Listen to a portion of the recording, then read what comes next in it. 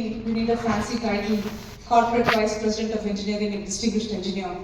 I mean, let's be clear, right? I got there after years, but I was a leader far before that.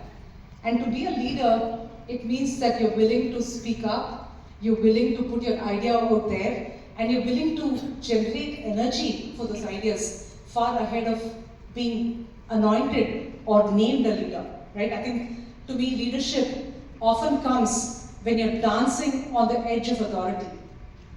Let me just take a minute to unpack that for you folks. When you are authorized to do something, then you can do that piece of work because you've been authorized to do it.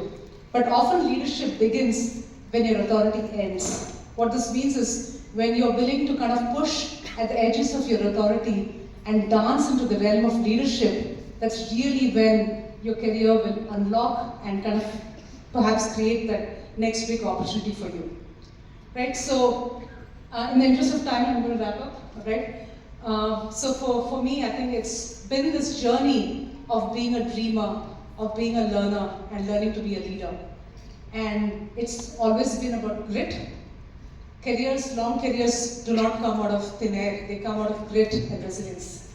They come from teams, the team spirit. I always talk about the spirit of Ubuntu, which guides a lot of how I think about teams.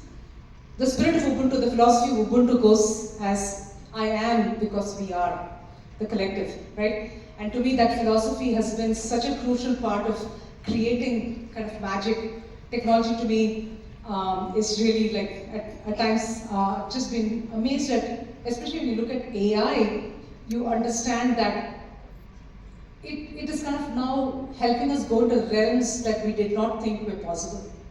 AI has really put us in the forefront of kind of reaching that like realms of impossible. And I think when I go back and think about my own journey, I've just been amazed at the number of people who have supported me and my team. At the end of the day, I am who I am because of the team that supports me every day.